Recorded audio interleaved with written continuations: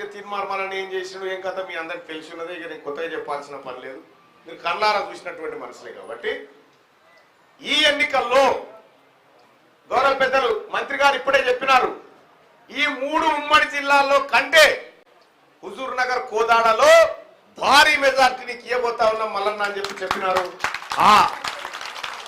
ఆ దిశగా క్రింది స్థాయి వరకు కార్యాచరణ రూపొందించుకొని సార్ మనకి పూర్తి స్థాయిలో అందుబాటులో ఉండే పరిస్థితి ఉండదు. ఎందుకంటే అక్కడ ఉండేటువంటి రాష్ట్ర స్థాయి వ్యవహారాలు లేకపోతే ఇంకా చాలా ఉంటాయి. కాబట్టి మనమే ప్రతి ఒక్కరం ఉత్తమ సారణమై గ్రామ స్థాయిలో కార్యకర్తలుగా ప్రతి ఓటర్ను కలిసి మనము చైతన్యపరిచి వాళ్ళను మండలంలో ఉంటుంది, మళ్ళీ ఈ ఓటింగ్ కేంద్రం ఏడుంటుంది మండల కేంద్రం. కాబట్టి గ్రామ అధ్యక్షుడు ఆ ఊర్లో ఉన్నటువంటి 50 మందికి సంబంధించి 50 మందిని తీసుకొచ్చి ఇక్కడ ఓటు పడేదాకా గ్రామ అధ్యక్షుడు బాధ్యత తీసుకునేటట్టుగా ఈ కార్యాచరణ రూపొందించుకోవాలని చెప్పి మేము అందరికి తెలియజేస్తా ఉన్నా. సోదరులారా, ఇక ఎవరిని విమర్శిస్తాను కూడా ఏం లేదు. ఇక వాళ్ళిద్దరేం తెలిసిపోయారు. ఒక ఆయన పాపం ఆయన పెట్టిన పోయినసారి ఆయన ప్రేమేందర్ రెడ్డి గారు ఎవరు ఆయన పెట్టిండు. ఇక ఆయన వీడికి నడిచొచ్చే వరకల్లా ఉప ఎన్నిక అయిపోతుంది. ముసలాయన ఆయన ఏం అన్ని గుళ్ళే.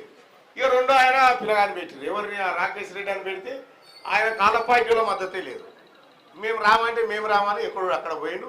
పాపం ఇక వాళ్ళ చేతులు ఎత్తేసారు. కాబట్టి పట్టభద్రులకు మనం ఏం చేయబోతున్నామో క్లియర్గా కాంగ్రెస్ పార్టీ స్టాండ్ను రాహుల్ గాంధీ గారు మొన్న ప్రకటించినటువంటి ఆ గ్యారంటీస్ను కాంగ్రెస్ పార్టీ ఇక్కడ ఇచ్చినటువంటి హామీలను వాళ్ళకు వివరించి ఒప్పించి మెప్పించి ఆ ఓటు తీసుకొచ్చి ఆ పెట్టెలో వేస్తే ఉత్తమ్ కుమార్ రెడ్డి గారి ఆత్మగౌరవాన్ని ఆకాశంతా ఎత్తుకు పైకి తీసుకుపోయినట్టయితుందని చెప్పి మీ అందరికి తెలియజేస్తూ ఇక ఇంతకు మించిన చర్చ అవుతుంది. ఎందుకంటే మళ్ళీ ఇప్పుడు నేను ఖమ్మం పోవాల్సింది, సార్ కూడా హైదరాబాద్ పోవాల్సినటువంటి అవసరం ఉంది. కాబట్టి సో మీరు చాలా సుదీర్ఘ కాలం నుంచి వెయిట్ చేస్తా ఉన్నారు. ఇక్కడ మీ అందరికి కూడా మరొకసారి ధన్యవాదాలు తెలియజేసుకుంటూ భారీ మెజార్టీ మీ నుంచి ముఖ్యంగా మీ హుజూర్ నగర్ నుంచి అందిస్తారని మనసారా కోరుకుంటూ సెలవు తీసుకుంటున్నాను. ధన్యవాదాలు.